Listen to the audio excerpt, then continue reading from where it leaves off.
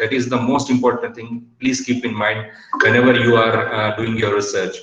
Now the thing is, like in case of engineering or maybe technical and non-technical, if I differentiate between them, there is not a major difference in case of research.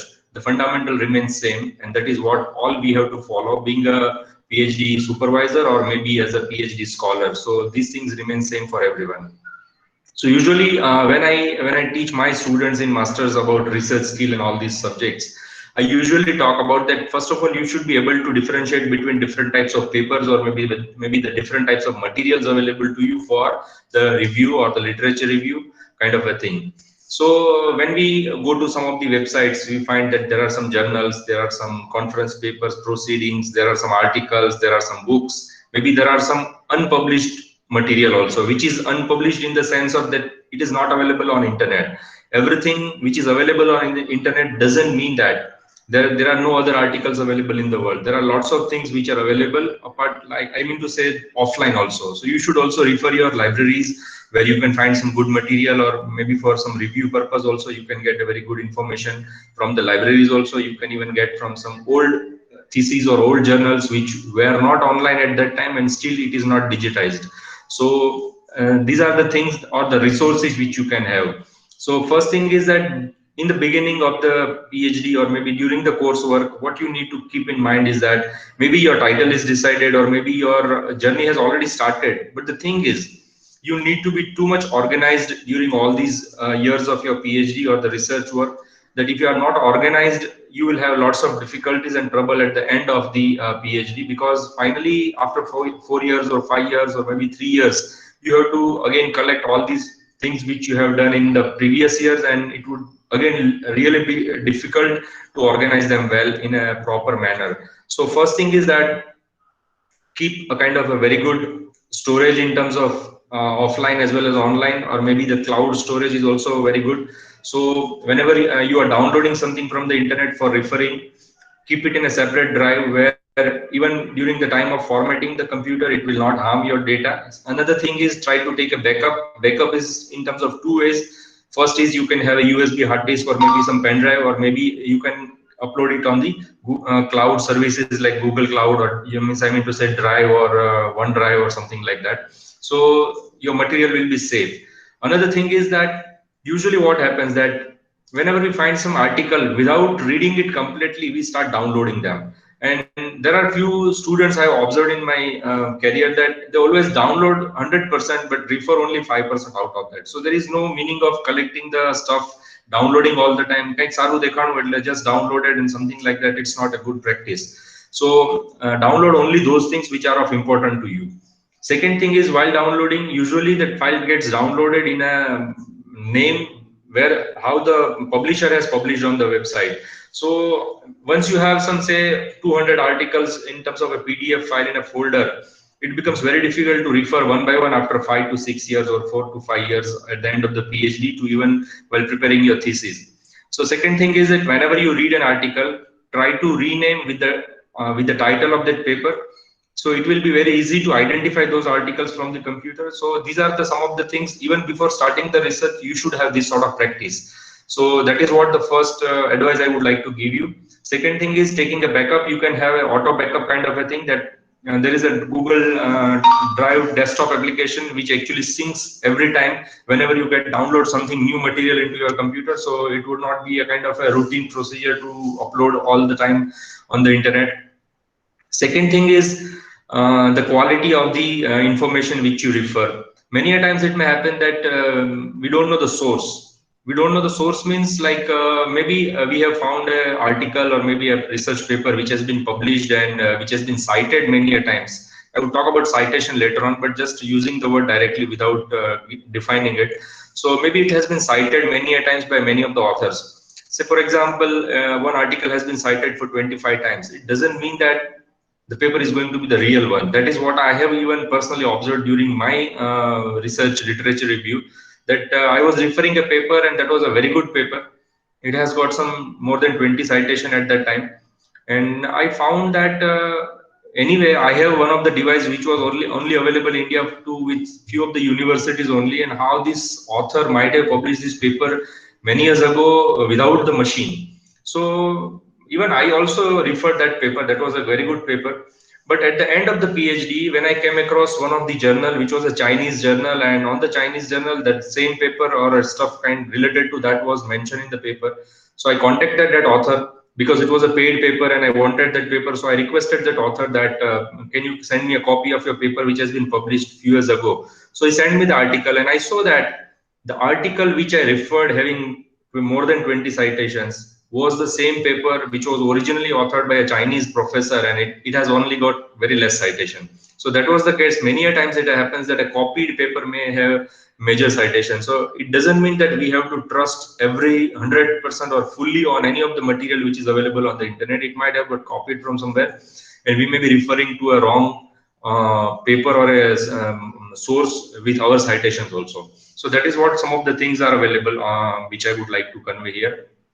Now, the first thing is that in case of maybe in English literature or maybe in engineering science or maybe mathematics or medical journals, very important thing is that whenever you are looking at any of the topic or deciding on any of the topic with your supervisor, you should see that it is of interest of both of the person in terms of guide as well as the student. Sometimes it may happen that student is interested in some another article and supervisor is maybe having an interest in different articles, and then you need to mutually decide that whether you want to do this work or not. Otherwise, without mutual understanding, it would be difficult to pursue your PhD later on at this stage, because many a times that if I don't know about the subjects, then how can I guide a student? So that is what the thing you should be very much clear with your supervisor. Second thing is that in the beginning of the, I mean to say, during the coursework, you should have a list of the journals which are available.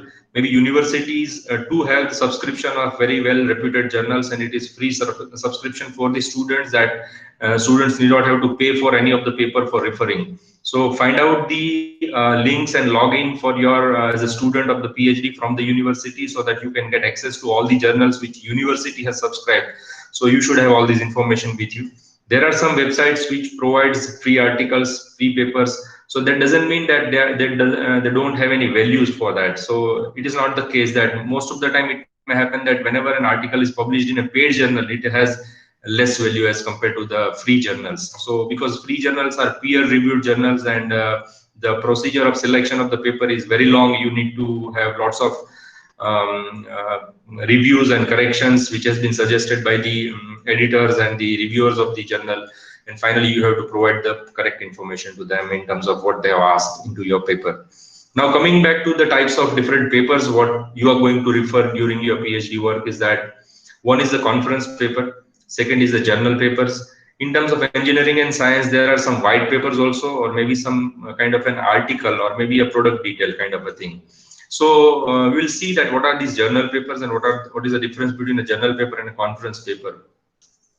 Usually journal papers are considered to be higher quality papers as compared to the conference paper. Conference paper doesn't mean that they don't have any value in terms of quality, but the review process is less. It's not that much rigorous, because many a times we see that, like in case of September 2020, a conference has been announced and the conference date is in December. So it means that for every article which are going to be published in this conference is going to be reviewed within these 3 months or 4 months of time. So there may be a kind of a blind review, or maybe a kind of a review in terms of few of the criterias only. But when you are submitting to any of the journal, it may take 1 year of time. There are nothing like conference, or there is nothing like gathering of the people or the researchers during an event and there would be a presentation kind of a thing. So that is a totally different thing. You need to simply submit your article. There will be a rigorous review process by various reviewers and editors of the journal, and then they will select your article and it will get published. So there will not be any sort of kind of an event for the journal publication. Many a times it happens that during the conference, some of the good selected papers will be sent for the journal inclusion. So that is a kind of a different story, but that again would not have any sort of event for the journal publication kind of a thing. Second thing is, in case of conference, the reviewers are also different, because the conference organizer actually decides the reviewers, and based on the reviewers, I should say, knowledge, qualification, and experience, they review the papers. And many a times, sometimes it is faster process. So every detail is not being touched while reviewing the papers. But still, conference papers are two accepted, and some universities have different criteria that two journal papers and one conference paper is accepted for submitting the thesis. That's a kind of a mandatory requirement for all this PhD coursework, PhD submission kind of a thing. So you have three options. One is you can refer the conference papers or the conference proceedings which are available on the internet. Second thing is the journal papers which the university has subscribed. You can refer those. There are some open access journal. Open access journals don't require any sort of subscription. You can simply refer to those papers directly. You just need to register yourself onto those sites, and you can download those papers and you can refer.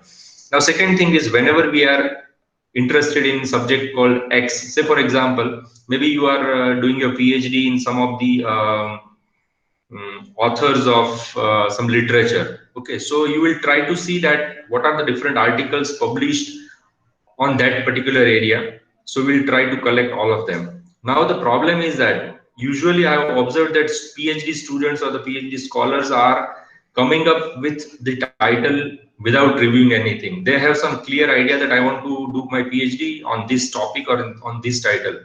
But I think that is a kind of a wrong procedure, and we should not follow those things, because the title can only be decided once you review something, you come to some conclusion, finally you can formulate a problem statement, and then your PhD title is decided. So I will also talk today about how you can decide the title and how you should come up. That should be a kind of a very good procedure you need to follow, and that will help you even to do your work better. So first thing is that, so you have already decided some broad area. Broad area means a kind of in case of your literature or maybe in English, you might have various broad areas that you want to have some sort of I don't know, I'm not sure about, because I don't know the areas in English literature. But maybe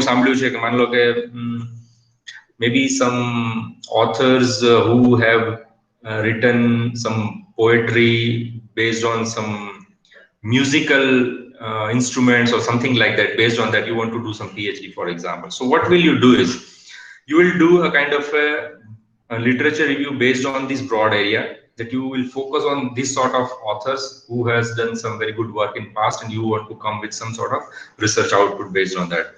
So your target is to now refer the broad area first, because there is a bird's eye view kind of a thing. You need to see that when a bird is flying, it can look at the complete city. Now you have to land to some particular place in the city. So slowly you will come to some final papers or maybe very close papers to your area, and then you will have, say, very good papers in terms of numbers like 10 or 20 papers which you really feel that these are going to be useful papers for my PhD, or maybe useful papers as a base papers for the PhD work.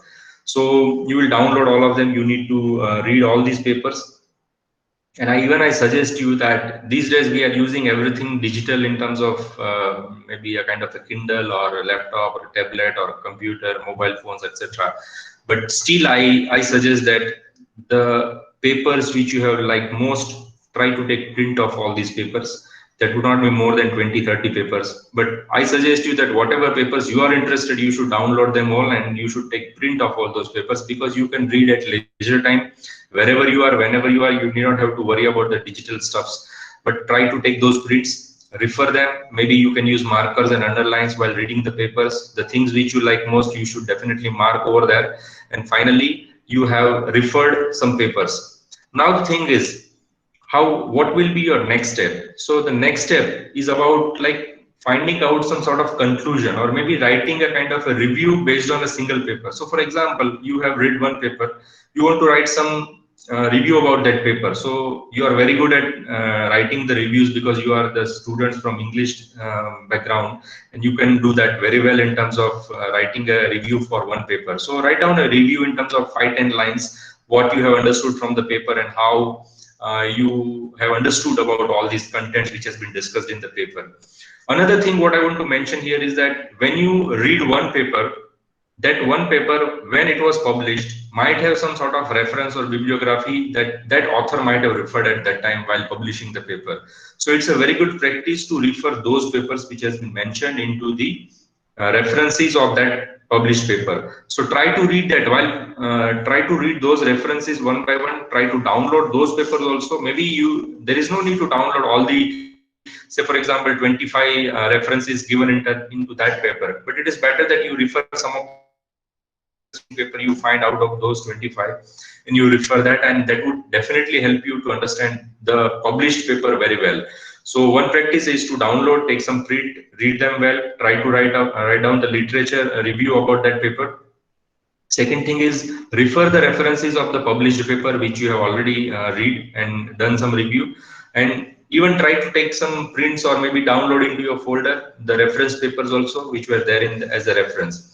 Now once everything is ready, you have some 20 papers, and even for the condition for all these papers that there should be kind of a new paper or maybe recently published papers. That is also one of the interesting thing which usually we follow in engineering, because technology is growing so fast, and if we refer the papers which were published in 1975, maybe the technology is already obsolete. So we should definitely refer the paper which has been published recently. Recently means usually we refer only previous 4 papers for the literature review and formatting or formulating the problem statement. So it's a good practice that you refer the recent papers. And again, I would like to comment here that recent papers are easily available. It's very difficult to find out the old papers which were published many 20 years or 30 years back even, and they are mostly obsolete papers. But there are some fundamentals papers which we need to refer, even in case of engineering or medical or any science area. So those fundamentals papers, if you have not referred, many a times during the DPC or kind of a DRC or maybe synopsis, definitely someone can ask you that you don't know about that fundamental stuff which many of the researchers have referred. So it's a very good practice and customary that you refer some of the base paper in the area where you are working. So that is also one thing you should keep in mind. Second is like every literature is ready and review is ready, and you are ready to find out the research gap. Research gap is a very interesting thing for formulating the problem statement. What is research gap? Let me explain you. Let's say, for example, you have 20 papers. You have referred that this author has talked about this work and he has tried to find out this sort of things from this paper. Another author has talked about this particular thing and he has tried to find out this thing, etc. So now you have to summarize them, maybe in a tabular format, or find out that everybody has talked about these particular aspects, but nobody has even touched this particular area. It is still unexplored. Like there is a scope of research into that particular area, and based on that, you will be able to identify the research gap. So maybe from paper 1, you can find out that this is the research gap I can find. And from the second paper, from third paper, etc., you can have some 5 to 6 research gaps. Research gaps are basically those things which even till today nobody has talked about, or maybe nobody has tried to work on those areas. Say for example, in case of engineering, I would like to add an example to understand it better. Let's say for example, this is a water bottle, and many people have done some research in this sort of water bottle. So one author has published a paper which talks about how to keep the water cool in a bottle, and he has designed it in a different way. Second author has talked about the quality of the material for the bottle. Third one has talked about the form factor of the bottle and number of things. But nobody has talked about the level of the liquid which is going to be filled up in this bottle, and to inform the user that whether the bottle is empty or it is not filled up. So that is one of the unexplored area where no researcher has talked about. So maybe you have a scope to work on the bottle for carrying some liquid, and you can add your contribution into the research based on all these research which has been done in the past. So that can be a kind of a research gap, that you talked about those things which people have not talked so far. Now, once the research gap is ready, it is very easy to define the boundaries. Boundaries, that is known as basically the research scope. So the first thing is literature review. Second thing is research gap. Third thing is research scope. So what is research scope? Research scope is basically you are defining and identifying your boundaries. Boundaries in terms of your limitations of your research work, that no one can do the research in a I should say, without limitations or boundaries. So what does exactly that mean? That if you buy a kind of a land, maybe a kind of a 200 yard plot area, maybe in an empty land. So what will you do? First of all, you will have a kind of a boundary for your purchase land, or maybe તમે કદાચ ત્યાં એક plinth જે દિવાલ બાંધી દેશો, and that is finally your area where you are going to build your house. So that is what the research scope is all about. Because if you don't define your research scope while starting your PhD, it would be very difficult to defend even in the middle of the PhD, or maybe at the end of the PhD. It would be very difficult. Say for example, maybe I am doing a research which is usually based on some sort of analysis kind of a thing, that I'm collecting lots of information and data. Say for example, these days many of the researchers are working on COVID related things. So maybe a kind of a researcher is collecting data from different hospitals about different patients and their number of information, and collecting about health status and background and lots of things. So during this period, if you don't define your scope, say for example, maybe someone will publishing a research paper without any scope in terms of what will happen in this case. I would like to explain that. Say somebody is doing research in Bhavnagar for COVID related things about patients and their information, and they want to actually formulate a statement for corona and heart related issues, for example. So maybe he's collecting data from hospitals. So from the hospital, what will happen, that he might have a scope of collecting data for those patients only, and maybe he's limited to collecting the data limited to Bhavnagar only, for example. He's not collecting data from Assam or maybe some other states or Jammu Kashmir or some other part of the world. So the limitation is that he has to define the boundaries, that these data have been collected for, say for example, age between 18 to 60, say for example. There are some 50-50% male-female ratio.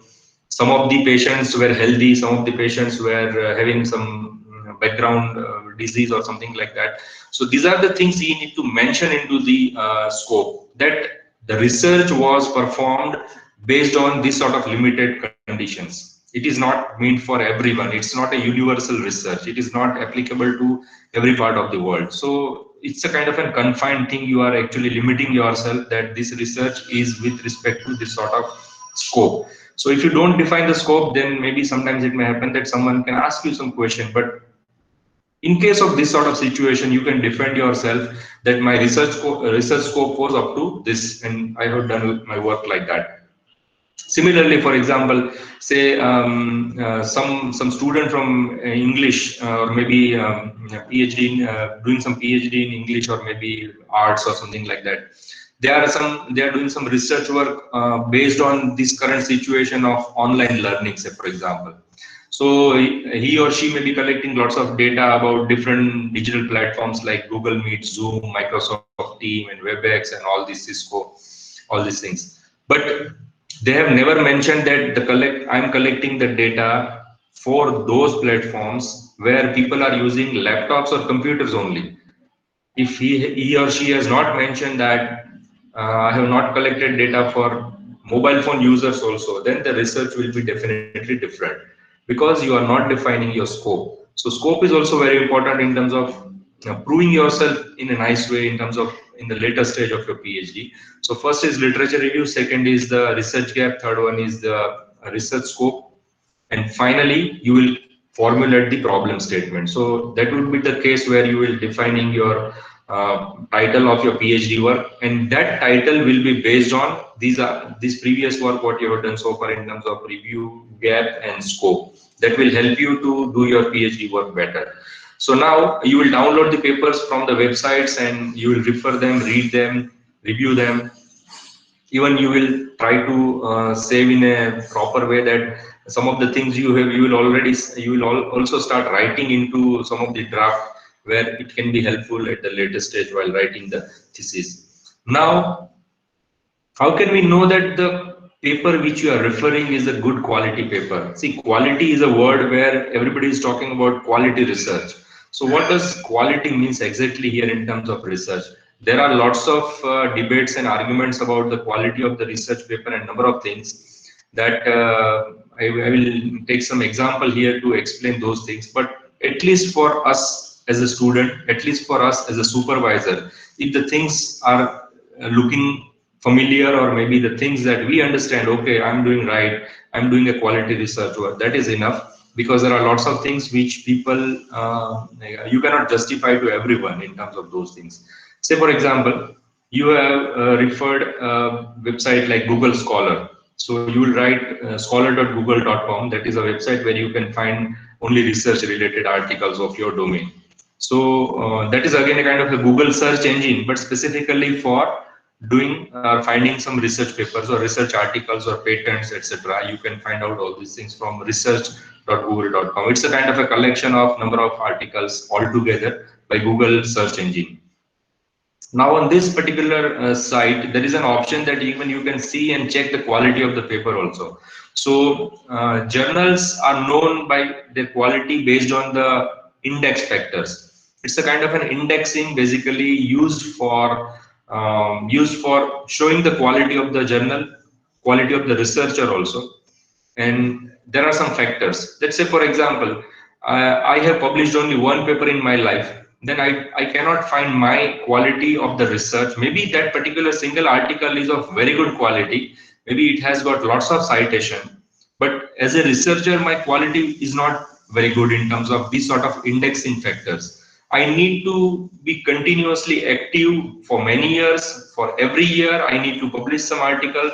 My article should also get cited. Citation or citation means basically whenever somebody is referring someone else's paper and mentioning that particular paper into the paper as a reference, it means that it is that person is citing that paper.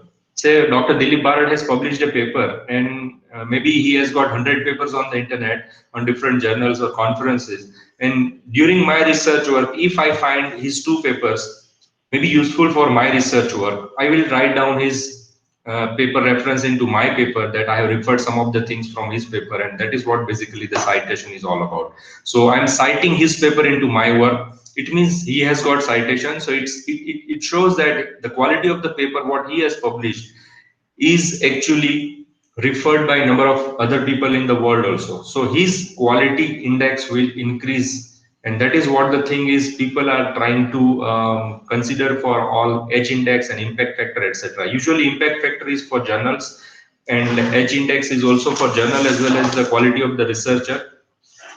So I have mentioned, I would like to mention some of the things here about what I have actually noted down for this talk.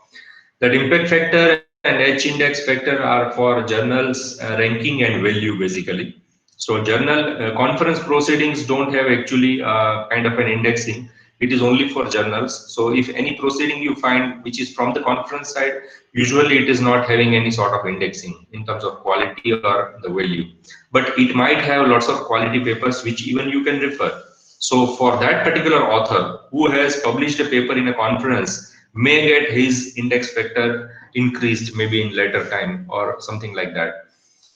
So there are basically three factors, like one is H factor, H index factor, impact factor, and another one is I10 index factor. That is usually being provided by the Google Scholar. So they have their own citation mechanism by which actually they are giving some sort of I10 index also to the authors that is different than these two indexes. So maybe something like impact factor of a journal we need to find. So impact factor is basically in a very simple way, it is a quality of the journal.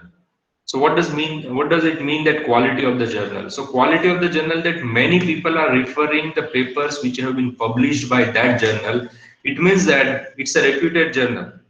It has got lots of citation from other different researchers every year, or maybe in a single year a single paper from a journal has been cited 10 times, or maybe every year papers from that journal is being cited by different researchers maybe one time or maybe more number of times, something like that. So the number of articles published in journal in, say for example, last 3 years, usually the factors are calculated based on the previous 3-year data, or maybe sometimes previous 2 years data in terms of citation. So say for example, we want to calculate an impact factor of a journal in this year today. So it's 2020. So we need to look for the data of that particular journal for the year 2018 and 2019. And we can calculate the impact factor of that journal for 2020, I should say. Or maybe if you're looking for the previous year, you can look back again for 1 year. So 2017, 18, 19, you collect all these 3 years data of that particular journal. I mean to say citation of that journal. or the articles published in that journal, and based on that you can calculate. So say for example, you want to calculate the impact factor of a journal for 2018, say for example. So you need to refer the journals which have been published for that particular area in 2017 and 2016. So collect these two information. So what you need to collect is from these 2 years data. First one is number of articles published by that journal in 2017 and 16, because we are actually trying to calculate for 2018. Second thing, what you need to find out from this thing is number of citations from this journal in 2017 and 2016. So first of all, how many articles have been published by that journal in previous 2 years? Say for example, there are 10 articles which has been published by this journal in 2 years, last 2 years, or 2017 and 16. Number of citations, maybe there are 10 citations, for example, from that journal by different researchers in the world in 2017 and 16. So citations as well as number of published articles in previous years are 2 things which you need to consider for calculating the impact factor. So for example, there are 20 articles published in 2016 and 17 by this journal, and there are 10 citations during these 2 years, that is 2016 and 17. So you need to simply divide 10 by 20. So it will get you 0.5. That is the impact factor of that particular journal. So that is very interesting, that if the journal is publishing more articles, if there are more citations, it means that the quality of journal is good. There are some journals publishing lots of articles, but there are no citation. It means that the impact factor is not going to be high. Maybe there is a journal which is publishing very less article, but there are no very less article, but there are more number of citation. Again, that is not going to help the journal to increase the impact factor. So these days, what is the reality that I would like to mention here is that there is a kind of a round robin kind of cheating mechanism going on online by various journals. They are not at all reputed journals. Usually what we have observed in case of engineering, that most of the journals starting with IJ, that is IJRC, Indian Journal of Research, Indian Journal of Research and Development or something. So most of the journals, IJ series kind of a journal, are available, and they are all online journals. Even they are having ISSN numbers also. Like in books, we have ISBN number, but in case of online journals or online articles, they write that it's having an ISSN number. So what is that number? ISSN is basically a kind of a number which is given online freely to any of the article which you write online. So it is very easy to get that number. It doesn't mean that having an ISSN number is actually adding some credit to the journal. So ISSN number, even like Dilip Barar sir has a blog post from many years. He's writing lots of blogs since long. So even he can apply and can get the ISSN number. So same way, if you are writing something online, you can get the ISSN number. So any journal which is getting the ISSN number and marketing their journal with the ISSN number, that your article will be published with this ISSN number, that doesn't help you to have the quality of the paper or the research journal in which you are publishing. Second thing is, whenever we are getting an email to publish the article in this sort of IJ series of journal, what is the reality check which I had done a few years back? That usually the email comes from an unknown person to you, that publish your article in this reputed journal having this sort of impact factor and all these things. Impact factor is also good. What they have mentioned or what they have claimed in that site is the impact factor is, say, for example, 7 or 10 or 5. It's very difficult for even a reputed journal to get those impact factors. But these journals are having, which are not very well recognized or reputed journals, but they are having very high impact factor. So how do they do all these things? First thing, it's a kind of a round robin. Round robin means, like, say for example, I am a owner of one journal. There is another professor who is also owner of another journal. There is third professor who is also owner of the third journal. Now we all have tie-up that I will write my research scholars to cite the paper which has been published in his journal, and that will increase the citation of his journal. There are lots of articles being published from his journal. So the number of article which is published in that journal will also increase, the citation will also increase, and finally it will give a higher impact factor to that. But that is a kind of a cheating or mechanism which people follow. So never trust on such sites or such journal which publishes overnight. And usually in this case of journals, what we have seen that Aaj Sanje article submit karo, you on the next day your article will get published. Even nobody reads that actually, and people publishes the articles or the research paper. And students, many of the students, even in case of engineering also, especially in case of BE, students are very happy with this sort of publication that okay sir maru paper select thi maru paper publish thi. It's an overnight publication and they charge even for that some 3,000 rupees 5,000 rupees. That should not be the case for quality research. Quality research papers are published freely, people accept that without any fees. But in case of larger context, what I have observed so far in the, well, when I was doing my PhD, that there are some sort of groups worldwide also. There are some groups from countries like Arab countries or maybe some sort of European countries or from US side. There are different clusters that some journal having hold of Arab countries, some journals are having hold of European countries or something like that. So the more number of articles which we see that from those universities are higher, even the citations are also higher. So it's all about simply kind of referring to friends or referring to the those area in terms of geographical domain. The third aspect which I want to like to discuss here is that as we are continuously talking about that the quality journals are free, there is no charge, there is no fees to submit the article, even for publishing the article, there is no fee at all. But there are some journals which are charging very high, and even though they are considered to be a reputed journal. If you look at the journal called Hindawi, Hindawi, Hindawi is a journal which is very costly in terms of submitting an article. And I think they charge 50,000 rupees for publishing or submitting one article into that particular journal. The process is also long, it takes too much time.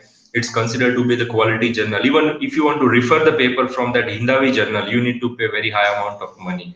So maybe I don't know why people are taking so much of fees from the researcher to publish their article. But I've seen that there are two mixed views about this sort of journal. Some people talk about that it's very costly, so nobody refers. It's very costly, said nobody can refer those papers which has been published into these journals. And sometimes some of the good researching agencies are publishing their papers into the Hindawi only. So we cannot come to any sort of conclusion about all these things, that what is happening throughout the world about research publications in terms of journals. But at least we can think of about our geographical domain, maybe the journal which are popular in our areas, our domain, our university, our education system, which we can refer. Maybe there are some good quality journals, but which has never been used in India by any of the researcher. Even we are not aware of those things, but still they are having a very good quality and reputation. So it's all about simply having the information about the things which are available online. Even one of the very good story about the two Stanford professors, they wanted to see the reality about all the quality which people are talking about research work online and publishing the articles and publishing into a reputed journals. So in case of electronics and communication, like in which I am a professor, the best journal which is considered is known as IEEE journal. We have a kind of an international body of international electronics and electrical communication engineers that is known as IEEE, one of the best and quality journal throughout the world. Still it is considered the quality. It's very difficult to publish the paper in this sort of IEEE transaction journal. So what these two professors did at Stanford, they made an automated system of generating research papers. And they had collected lots of information about generating a paper. It's simply without doing anything, they wanted to create a paper automatically by the computer systems that nobody can understand what has been written in that particular paper. So they have made a website, and it is so easy that one can generate a paper by simply writing the author names. So even I will show you the example if I can find it today. If you open the website, it is written like write down the author name 1, write down the author name 2, and the third is generate paper. Within fraction of second, a very good PDF file will get generated. It will have some random title, but related to the technology of any ICT related stuff. It will have diagrams, charts, conclusion, mathematical formulas, conclusion, citation, future scope, number of things like images, articles, and what you cannot get from your paper. And even if you give that paper to any of the electronics and communication engineer, it will become very difficult to understand. That most of the researcher will deny that I am not able to refer this paper because it is out of my scope. I cannot understand what is written in this paper. So what did they do? They submitted these sort of generated papers. It's basically fake papers. They submitted to the reputed journal like IEEE Transaction Journal. Now what happened? That few of the papers got selected. Few of the papers, the authors got comments that you should talk about this area and that area, but it was all fake papers. So the person who actually reviewed the papers even were simply trying to show that they understand, and they were giving some comments to the researcher. So finally, some of the papers got published, even they are still existing on the journal. And finally, what these two professors were trying to prove that nobody is 100% accurate in case of research. If everybody is talking about quality and all these things, it's not true. Sometimes there are papers which has been referred by some other reviewers may not have sometimes quality also. And this is the best example that even a computer generated paper also got selected in these sort of things. So these are the things that we talk about all this quality and everything, but still we are not able to identify the 100% quality check on the internet. Second thing is, when Dr. Bharat came to my college for taking an expert talk on plagiarism, is that usually when we use plagiarism, I think all of you must have idea about plagiarism. Is basically a kind of a similarity index of your content on the internet. So when you try to check the plagiarism for your paper or maybe for your thesis or an article, it gives you some similarity index from the available content on the internet, that okay, you have talked about these particular points, that it has already been written by 3 other 4 people, or maybe you might have copied from there, or maybe it's existing somewhere which you are trying to use it again and again. So that's a kind of a similarity thing it actually gives. But what is my question is that when we are talking about the things which is similarly existing on the internet, if it is not existing, it means that there is no similarity found. Does it really actually mean that there is no plagiarism, there is no copying? It's not like that. Say for example, I want to do a research work which was published in say 1948. It is not digitized. It is nowhere on the internet. It is lying somewhere in the library of an old college or a university. I take that article. I try to write down everything from at my own by copying from that particular stuff, which is old one, which is not existing on the internet. Nobody has used so far in these years. And if I publish my article, it will not be compared with any of the things which is available on the internet. So many a times it is again a kind of a question mark that whether what plagiarism softwares are talking about is all about checking on the internet only, not from the offline sources, which has never been digitized. Second thing is, these days some people are trying to do the research work in terms of translating some content. Say for example, a Chinese author has published an article. Usually in China, they publish most of the things in Chinese language.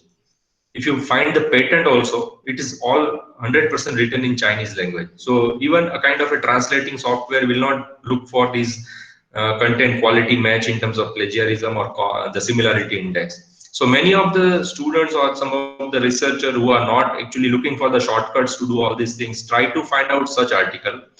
Then they download those PDF files, they translate them into English, and then they start writing the research papers or something like that. So even it is very difficult to check using this sort of plagiarism software, that it has been translated from some other language, and usually the plagiarism software only looks for the English content. It's not looking, it doesn't look for the language written in other than the English. So these are the things that, just to have an idea, I'm not actually suggesting you anything to copy all these and follow these malpractices, but simply to be aware about all these things, that you should have an idea that these are the things also people follow on the internet and try to see that quality of the journal. And there are lots of things that when the word quality research comes, there are lots of questions also. They are still unanswerable by like we have not got the answer.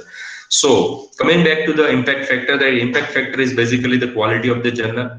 How many articles have been published by the journal in past 2 or 3 years, and how many citations from that journal articles by other people or other researcher in these past 2 or 3 years, you need to simply divide the citation by the articles published. You will get the index, H index factor of that. So again, if there are 40 articles have been published in last 3 years and there are 80 citations, it means that 80 divided by 40 is equal to 2. So the impact factor of that, H index factor of that particular journal, impact factor of that journal is basically 2. Now H index factor, that's a different thing. H index factor is basically for ranking and quality of the journal as well as the author. It's for both of these entities. So if an author publishes one article and is having one citation, it means that the H index is equal to 1. So if I have one paper published and there is one citation, it means that I have my H index as 1. So if there are, say for example, how many articles have been published and how many times it has been cited, it is simply a kind of an H index of the paper or maybe the proceeding of the journal. So there are articles like one article has only 20 citation and article 2 has no citation. So what does that mean? It means that the index factor H index is basically 1. And now, like for author or journals publication for 2 articles, like article number 1 is cited for 1 time. Article number has 1 citation, article 2 has 2 citation. Then again, the H index factor is equal to 1. It means that basically it's how many times it has been cited. One article, 1 citation is index 1. One article, second article, 2 citation, 2 article, 2 citation, mean again H index factor is equal to 1. So that is what all about. Say for example, there is a author who has got one article which has been cited for 3 times. One article which has been cited for 3 times. Second paper, say for example, cited for 5 times. And third paper which has been cited for 7 times, third year.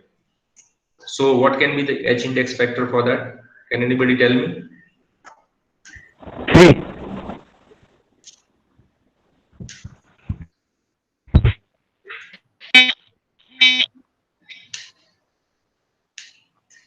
We have considered the last one, not highest, but the number of citations.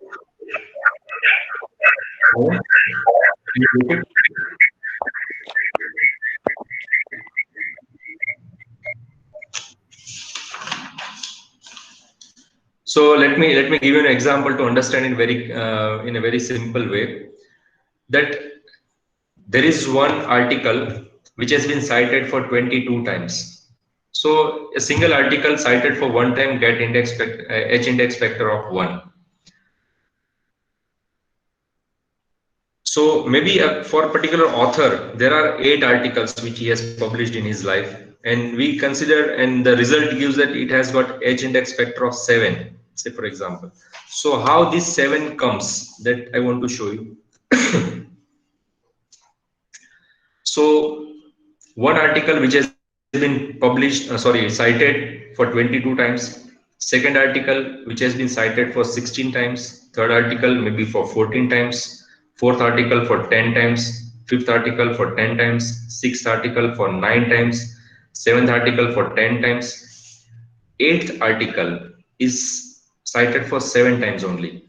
Now, if you look at those H indexes for individual year or maybe the articles, it's like simply H index of 1 when the article 1 has been cited for 22 times. So it means that one article, one citation is the H index is equal to 1. Now, when the second article was cited for 16 times, it means that the previous articles is also considered in terms of, so H index would be 2. When the third article was cited for 14 times, it has got 3. So similarly, when you come to the 7th article, which has been cited for 10 times, it has got 7 as an H index factor. But when the 8th article was published, it should have 8 as an H index, but it is not 8 because there should be 7 papers, more than 7 papers should be cited. Sorry, more than 7 citations should be there, and then only he can get the H index factor as the 8 for that particular year. So Edge index is kind of a quality or ranking of the author mainly used, because many of the researchers write their Edge index factor into the CV or a resume or something like that, or maybe the online profile also. But looking at all these, they are already calculated based on some of the tools. If you can download from the internet, there is no need to calculate, because we never know how many papers have been published by a single author or maybe a single researcher. Maybe there are lots of different platforms he might have used. Maybe there are lots of journals and conference proceedings which are available on different sites on the internet. So you cannot get all of them. Say for example, today I want to find out the paper which has been published by author X. I don't know where he has published all these articles. So the best way is to go to Google Scholar, where every paper has been like searched by the Google search engine, and they are finally creating a profile of that particular author. But again, they are not showing directly the Edge index factor of that author or maybe the journal on the internet. So I can suggest you a very good source to find out the Edge index or impact factor or something like that is to download the Google Chrome extension. There is one Google Chrome extension which you can download from the internet. Let me share you the screen, and you'll be able to see that where it is.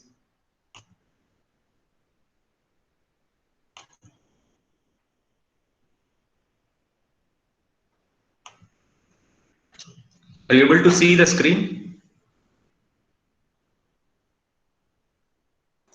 Not yet, not yet. Yeah. Okay.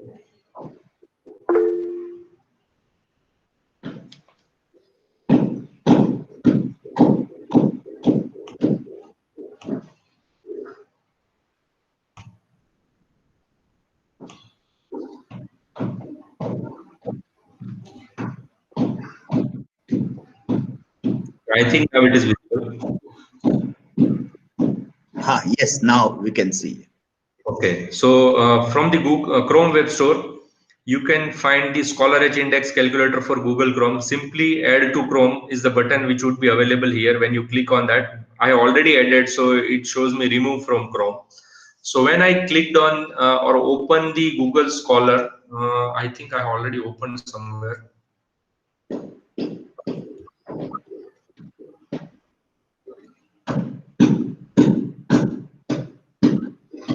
Okay, I have searched for one of the random name on the Google Scholar, that Dr. Shailesh Kumar. I don't know this person. Can somebody please mute your microphone? So કોઈનું mic ચાલુ છે, બંધ કરી દેશો. Okay, so when I searched on the for the name called Dr.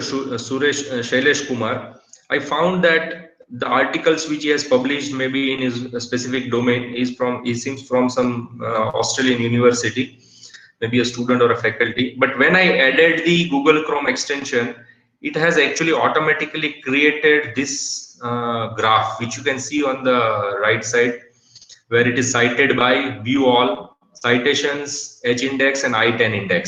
So here there is another new word which you can find is the I10 index.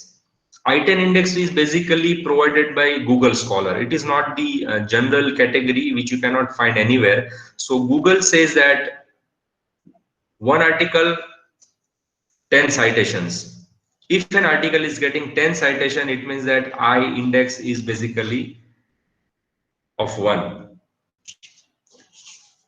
10 times there should be a citation for an article. It means that he has got I10 index of 1. It means that, say for example, for this author, maybe there are total publication by him. Can we see the total publication here? Citation 4491 since 2000. Let me check, click here. So for this particular author, there are some citations which has been given by shown in the graph, that in 2002 he has got 14 citation. In 2003 he has got some 13 citation. As the years are increasing, like in 2019 he has got 722 citation for all these articles. And based on that, like one article, 10 citation will give him the I10 index. So I10 is only provided, or maybe it's a kind of terminology which is used by Google Scholar. So these days, like even Indian government, MHRD has also started some portal called Vidwan, I think. I'm not sure about that. I have not used that even, but I have heard about that and read that even Vidwan is also creating the quality ranking of the researchers and the journals of India, and they are showing the index and something like that. But here it is by Google Scholar, which is widely used by most of the universities in world, that you can directly find the research articles, the quality of the journal, quality of the paper, quality of the author also, in terms of all these factors. So these are all about citations, H index and I-10 index for any of the authors. So for example, I'm searching for another new name called something like Dr. Rajesh Jain. For example, he might be some research, maybe a researcher which we can find. So maybe we got some name here. Dr. Rajesh Pati is the name. He's a scientist, Jain Integration System Limited, Maharashtra. So the articles which has been published by him, say for example, this is the first article which is shown here. It was published in 2005. It has been cited for 34 times till date. And based on all the citations and articles which has been published, the index, H index is 8, I-10 index is 7.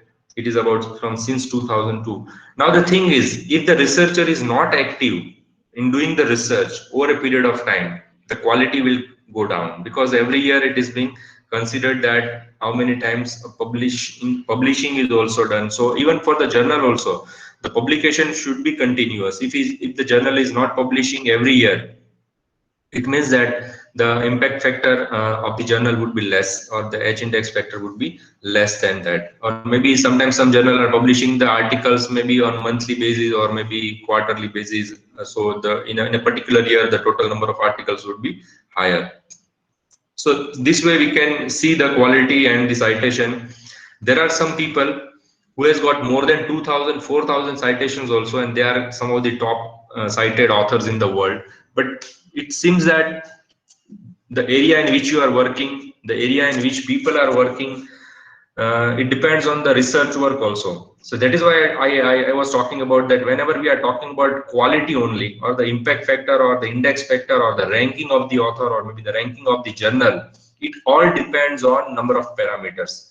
If a researcher is doing a research work in the area where nobody has done so far any work in that thing, so no material is available, there are no review papers available to do some reference work, so how he can do all this? And whenever his article will be published, there would not be much citation, because nobody is doing the research work in his area. And that is why even the quality of the research individually, it is good, considered to be the good, published in a very good reputed journal, even he's got patent also. But if nobody is citing his work, it means that he's not going to get a very good ranking or the quality. So this is all about a kind of framework or an infrastructure which has been formed for calculating all this quality. But still quality is again a question mark, in my personal opinion, that there are lots of factors even today also for government or maybe for various organizations while recruiting the person based on the quality factors of the research. This is still a debatable issue where people are not able to come to any sort of conclusion. That first of all, who are these authorities who are calculating all this? Who are the publishing authorities? Who are these conference authorities? They are actually doing all these works, and are they actually reputed? Are they recognized by the government or something like that? This is a kind of an automated system created by the people, by the researcher, by the organizations, by the journal agencies or the conference organizers, and it is all collectively available on the internet. So based on this, we actually still people follow, because it's still true. It is not wrong, it is still true. We have to follow this, and this is at least whatever available source to us to find out the quality and ranking of the journal or the researcher. We have to follow this, and every university is following this sort of standards. So it doesn't mean that it does not have any value to have look at the citations and the impact factors and H index factor or the I-10 index factor of the person, but it is still considered, and it is the most important thing which everybody has to look for. So try to see that whenever you publish your paper, if it is published in a very good journal, people are going to refer it, and you will get more citations if it is published in a very good quality journal. If it is a good quality paper, very good research work has been done, but if you published in a wrong place, people will not trust your paper, people will not follow you, people will not trust on the work which you have done, and there would not be any citation for that work. So it is a kind of a very good advice that everybody should follow, that until and unless you don't publish into a quality index or the quality journal or conference, it's not going to be cited. Even though your work is good, people will not cite that. એટલે normally એવું આપણે જોઈએ છે ને કે સારી જગ્યાએથી જ વસ્તુઓ લઈએ તો સારી વસ્તુ મળે. So it's a similar thing that if you publish at the right place, definitely you are going to get the citations over a period of time. And even you can have your own profile also. And continuous publication is also very much important. Even after completing your PhD, you should do some work that your publication flow is continuous and it's going on over a period of time. If you look at the brief profile of any of the researcher or a scientist or a professor, over a period of year or 20 to 30 years, they might have got 30, 40, 50 citations. There are authors I have seen that they might have 500 plus papers published by them. So these are the things that we should have to keep in mind while publishing the papers and articles and all these things. I think I have covered most of the things, but some of the things I need to still remember if I'm not missing.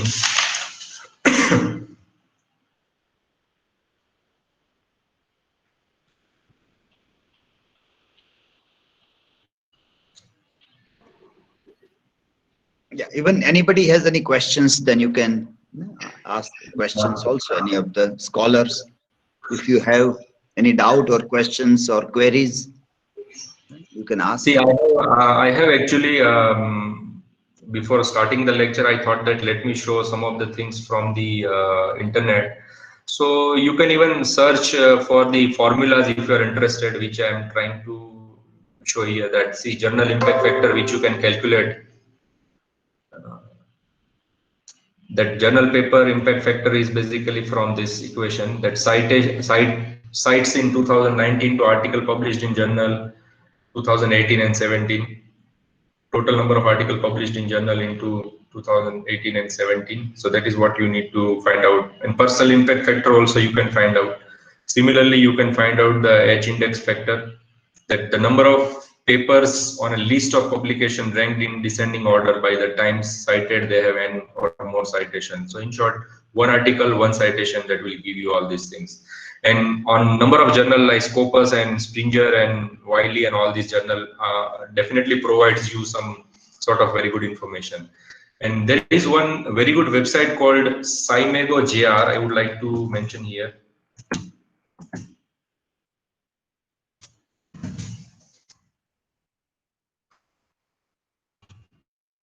So Scimago is basically scientific magazine journal, which can give you information about the ranks also for a particular journal. Say for example, if you write a name of the journal, say maybe everybody is talking about Lancet journal these days when corona research is coming out. It's published by UK, some of the things. See, this is the Lancet journal. If I click on this, it will tell me about the journal quality and everything. So the Lancet journal has got 747 H index. I think it's one of the top 1% of the quality of the journal in the world that has got this much of reputation. આપણી કદાચ ઇન્ડિયાની તમે search કરશો ને તો એમાં 10 ની પણ ઉપર નહીં આવે, બે આંકડામાં નહીં આવે કોઈનું. ઇન્ડિયન જર્નલ્સ મોટા ભાગની એવી છે કે જેમનું H index it's not in 2 digits. So having this sort of H index is really very good in terms of that how many people are. So in this way also you can find out the quality of the journal directly without doing anything, because these are some of the platforms by which you can find out. And any કદાચ તમે વધારે ડિટેલમાં જશો તો તમને બીજું પણ જોવા મળશે કે કયા એરિયામાંથી અને કયા કેટેગરીમાં કેટલું સાઇટેશન થયેલું છે, that will also be able to see. So you can see here that a cancer journal for clinician, this is the journal, SJR quality, H index for that particular journal, total documents 219, total documents last 3 years, 2019, 3 years, and etc. And from country also, this shows that how many countries have referred and કઈ country માંથી વધારે એના citation થયા છે, publication થયા છે, etc. If you know any of the name of any of the Indian journal, even you can try. એનું તો actually તમે આમાં નાખશો ને તો નામ જ નહીં આવે. There are lots of Indian journals who says that their H index factor is say 12 or 13. People claim on their website that their quality of the journal is 13 in terms of H index. If you write down that name of that journal here, it will not appear in the result. It will say no journal found for that because it's all fake by them. કોઈ બીજી journal નું નામ લખીએ અહીંયા. For example, let me write about IEEE. It's for electronics and communication. It's a very good. So it's a IEEE transaction on pattern analysis and machine intelligence. So this has got 344. So these are all journals name which I am writing here are all reputed, well-known journals in the world. It shows that all these increase and decrease in the citation over a period of time for number of parameters like international collaboration, external sites per document, which is also increasing, cited documents, uncited documents. Even there are lots of documents in the red area which are not cited every year. But every year the citation is very high in terms of all these things. So this is a website. This is not a journal. What I'm showing you right now, it's a kind of a platform from where you can find out the details for checking the quality of the journal, the citations from that particular journal, etc. And so internet is the best way to find out a number of things, to look for the quality and all these things. So I think I'm done with all these things, and this is enough for today. I think we completely have 1 hour of session. I think it was useful also. Maybe I don't know, because on the other end, people were understanding and getting the information which actually they wanted.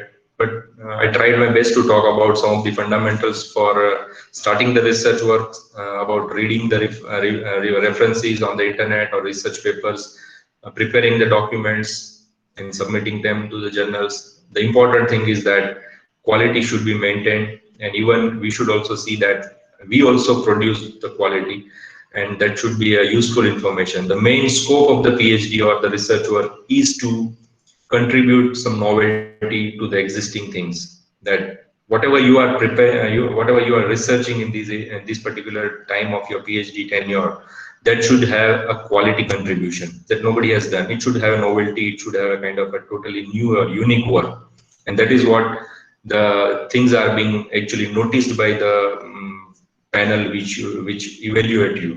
So if you look at simply the graduation, post-graduation, and the post-doctorate kind of a thing, there are different 3 aspects of knowledge depth. When you are doing simply a graduation, it's like simply swimming on the surface of the water. When you are doing your post-graduation, you are simply going a deep bit into the water, and when you are doing PhD, you go till the bottom of the swimming pool, and you know everything about them, then you come out. So it's all about the depth of the work, what you will do in case of research. So try to see that you go till the bottom of the swimming pool and know everything about that, and nobody knows what you have done. So it means that even only the researcher will know that up to how much extent he has contributed and he has done the work. તમે જ્યારે પણ કામ કરતા હશો, તમારા સિવાય વધારે કોઈ જાણતું નહીં હોય. That is what the thing you should know, and that is why you are known as doctorate. So you only are the person who knows about the things which you have worked so far. So wish you all the best for your PhD and research work, and I will hand over to Dr. Dilip Barar for concluding remarks or whatever suggestions he might. I think it was useful to all of you. Is it okay to you? Yeah, it was good. Yeah, there is one question in the chat box, if you can see. Okay. So if you can Let me see.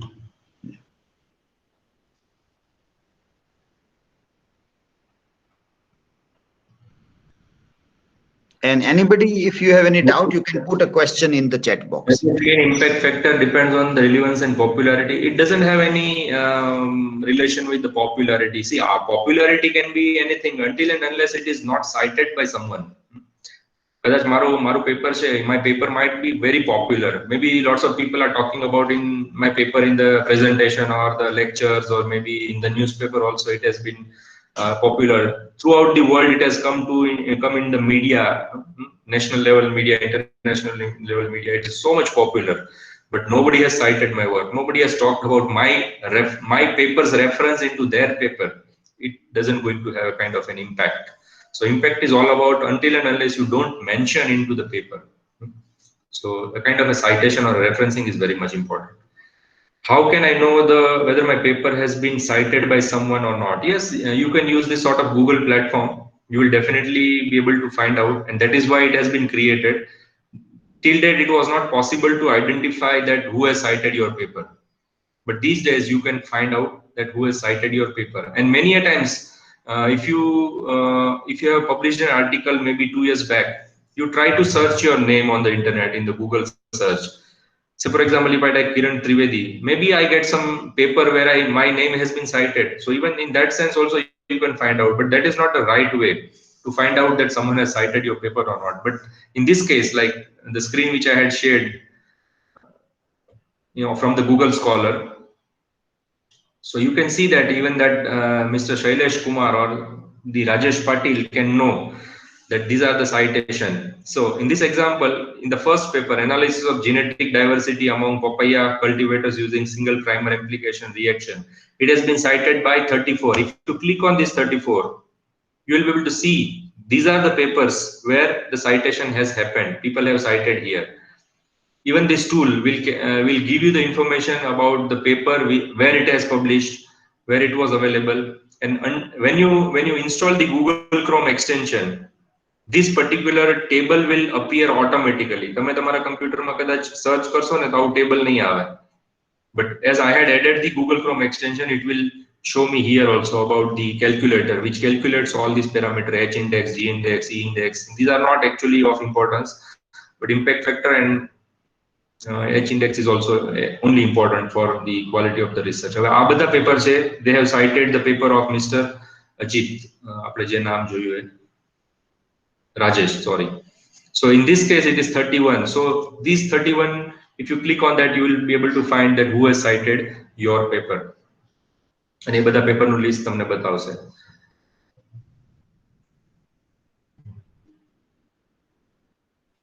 Anything else? So like the thing is like our journal where we are publishing should be cataloged in a proper way. Because it is cataloged by Scopus or cataloged by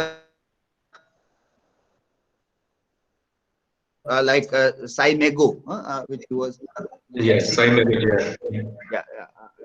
Cimego JR. Then they will calculate. So if I am publishing in a journal which is not cataloged by the global institutes, Reuters, Thomson Reuters, or Scopus and Web of Science are suggested by UGC also, along with the UGC care list. They also. So that is one thing, like what Nimesh was asking, that if you want, then the journal should be cataloged in a proper way. Then only they will calculate. Otherwise, your citations may be happening, but it will not be calculated by these machines. Yes, true, sir. And even publishing at the right platform will give you the right feedback in terms of the reputation of the as a researcher. So publish at the right platform. Many a times we see that when we see the pamphlets and emails from different agency of the journal or something like that, that your paper is going to be published in some indexed journals. So indexed journals means they are indexed, they are having reputation, they will try to submit the papers over there, but finally it will come to a conclusion that only selected quality papers after the conference will be sent for consideration to all these journals. So there is no assurance for your paper that it is going to be printed or published into those journals. અત્યારે કેવો scenario છે કે like say for example there is a conference, 300 papers have been selected, 300 papers have been presented in the conference. Now the conference authority might have decided that 10% of the quality paper out of all these 300 which has been presented, published, will be sent for consideration to some journals, and they try to send it to some journals also, but it is not an assurance or a surety to the researcher that definitely that would be happen. So in the marketing, maybe kind of they mention that your paper will be published into elsewhere or Thomson Reuters index journals or something like that, but it takes too much time. By the time you finish your PhD, maybe your paper has not indexed into those journals. So try to see that, find out those quality journals into your area and try to submit directly to those journals.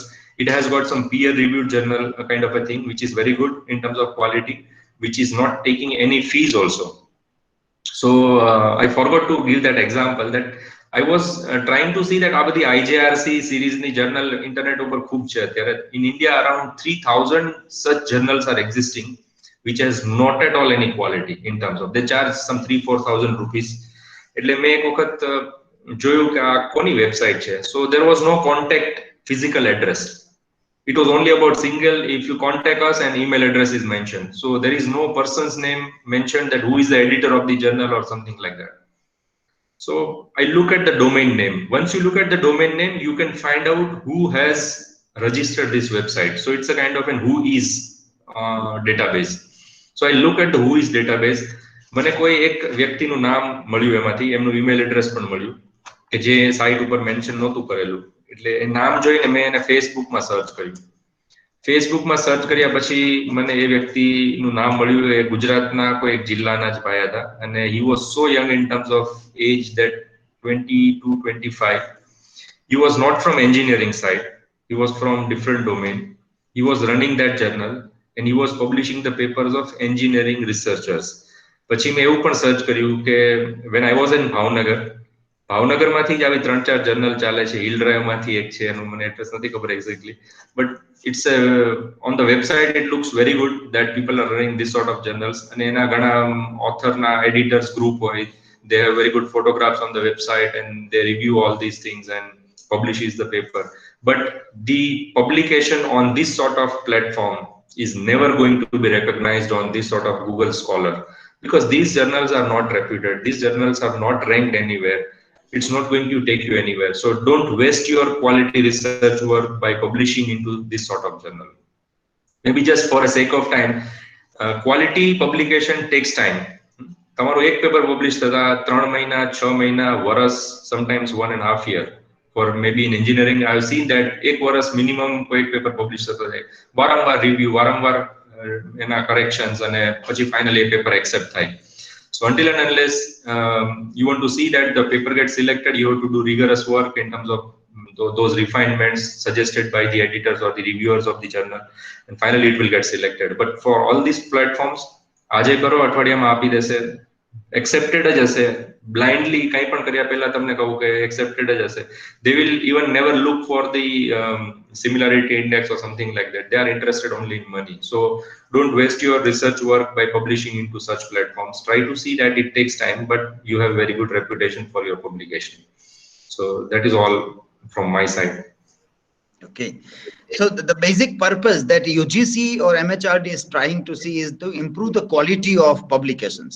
So as a part of research and publication ethics, the paper that they have given, and they have suggested under this RPE that the scholars should become aware about how the quality parameters are working at global level, and how when they think of publishing, they can identify predatory journals, paid journals, predatory journals. At least they come to know that what I am doing is still not fair enough. Whenever I get a chance, I should try to see that I publish in a better journal. How to identify better journals? We have to see where they are catalogued in a proper way, and based on that, there is impact factor and I index, I10 index, H index. They are all calculated there.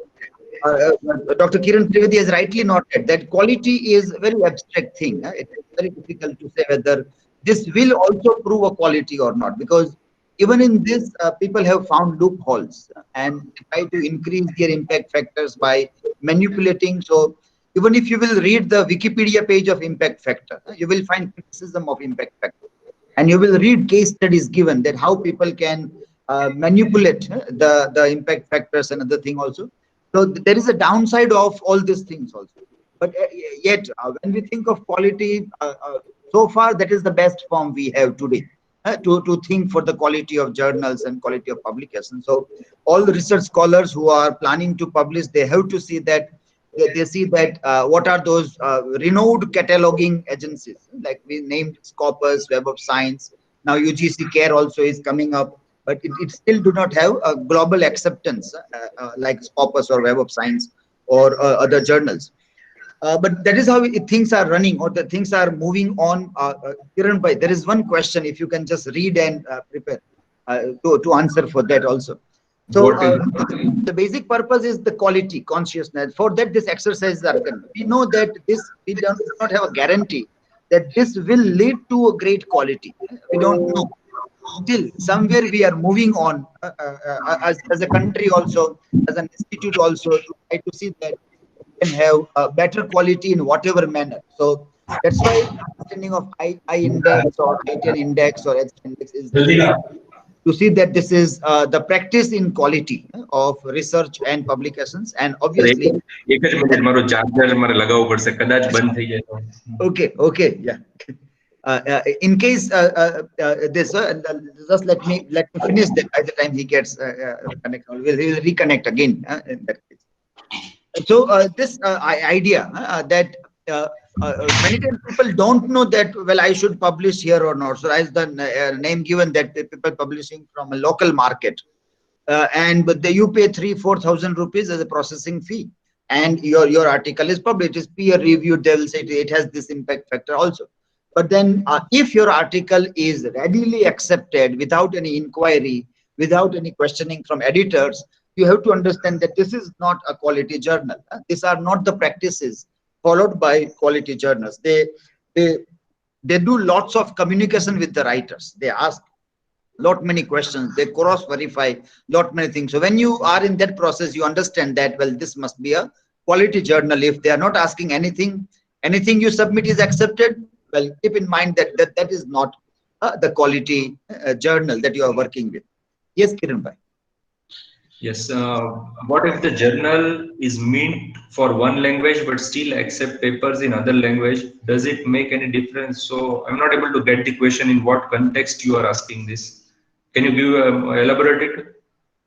Like say many journals are for English language, but they also accept a multilingual Gujarati, Hindi kind of papers also they try to accept. So whether it is a fair enough or not, or Gujarati language journal, and they say, okay, English also no problem, you can submit. I don't have answer because I don't know about anything about that. Because language doesn't have any relation with the research work which is being submitted. It can be in any language, but again, it depends on the area where people see. English as a different language, it should be in English. But if it is a kind of a multilingual platform where they're accepting any language, but they are not looking at the research which is going to be submitted in the paper, then it may be a kind of a case where you should not submit. Sahitya Setu UGC report journal for Gujarati only, and if they are accepting in English, I think it is better for us to not to submit where they are only accepting in Gujarati, but they are also accepting in. Sir, may I elaborate something? Yes, please. Yes, some journals are for Gujarati only, but they are accepting different journals. I mean, different research papers from different languages, including Hindi and English. So these journal is UGC referred as well. So should we submit to these journals or not?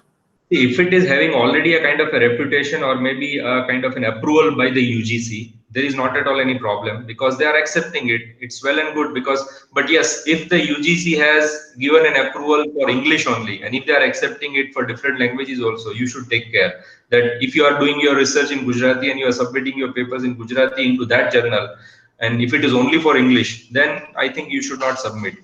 But specifically, I mean to say, if it is already approved by the national level agency like UGC, then I think there is no problem at all. Because they might be trying to